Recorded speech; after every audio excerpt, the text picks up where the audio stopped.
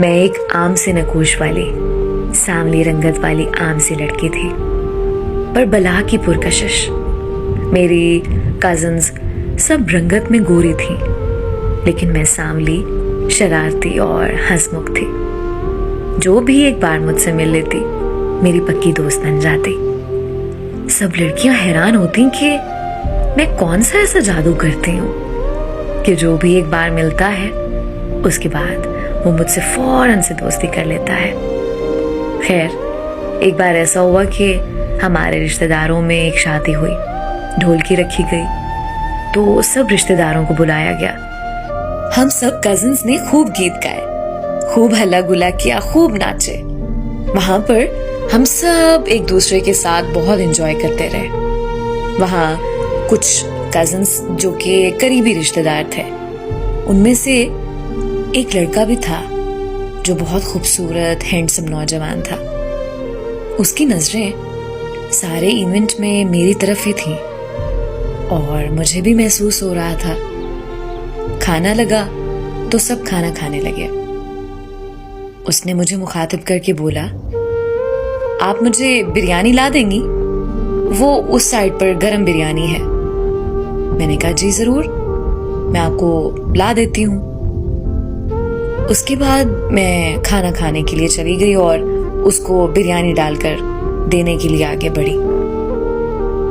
मुझे महसूस हुआ कि कोई मेरे पीछे आ रहा है। वो मेरे पीछे आ रहा था, मेरी तरफ लपका और मुझे आवाज देकर रुकने का बोला।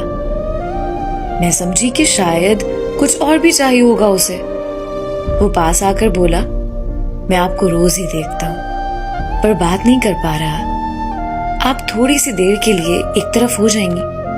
मेरी बात सुन सकती हैं प्लीज?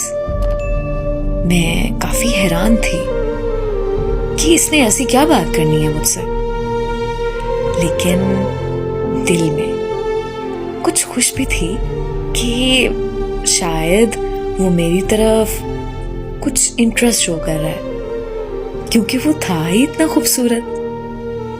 तो कोई भी लड़की उसकी तरफ माइल हो सकती थी। मैंने कहा, जी जरूर, चले उस साइड पर चलते हैं। हम वहां गए और वो मेरे काफी करीब आकर मेरी आंखों में बहुत गौर से देखने लगा। मुझे कुछ अजीब सा भी लगा और शर्म भी आने लगी। कुछ देर वो मुझे खामोशी से देखता रहा। मुझे तो जैसे पसीना सा आने लगा और दिल धड़कने लगा और मेरे हाथ बहुत बुरे तरीके से कांपना शुरू हो गए। मुझे बहुत अजीब लग रहा था। मैंने फौरन से हाथ छुड़ाना चाहा, लेकिन उसने मजबूती से पकड़ा हुआ था। वो आहिस्ता से मेरे करीब आकर बोला, मत घबराओ, मैं हूं ना, मुझे गलत मत समझना। तुम मुझे बहुत अच्छी लगती हो। तुम्हारी शरारती चमकती आंखें, चहकना और बहुत प्यार से बोलना सब कितना दिलकश है। मैं सारी रात तुम्हें सोचता हूँ। मुझसे बात कर लो प्लीज। अपना नंबर दे दो और मैं तुमसे कुछ बातें करना चाहता हूँ। मैं बहुत घबरा गई और कुछ समझ नहीं आ रहा था। मुझे ये सब अच्छा भी लग रहा था और बहुत परेशानी भी हो रही थी। खुशी और हैरत के मिले जुले तासुरात मेरे चेहरे पर साफ आया थे। वो मुझे देखकर बहुत प्यार से मुस्कुरा रहा था, फिर आगे बढ़ा और मेरी आंखों पर प्यार करके आगे बढ़ गया। मैं हैरत से उसे देख रही थी कि उसने कैसे मेरी आंखों को चूमा। उसे कोई खौफ नहीं था कि कोई देख लेगा। और वो इवेंट खत्म हो गया। कुछ दिनों के बाद उसका मैसेज आया और हमारी बात होना शुरू हो गई। बहुत अच्छे से हमारी बात होती और आहिस्ता आहिस्ता हमें प्यार होने लगा। उसने कहा कि मैं तुमसे शादी करना चाहता हूँ और मैं भी बहुत खुश हुई कि चलो ठीक है, बहुत खूबसूरत है, हैंडसम है और मुझसे तो बहुत बेहतर है। हम दोनों ने चुपके चुपके मिलना शुरू कर दिया, एक दूसरे को गिफ्ट्स देना स्टार्ट कर दिया। एक दिन उसके वालिदैन हमारे घर आए हुए थे और मैं बहुत खुश थी, लेकिन ये खुशी कुछ ही देर की थी।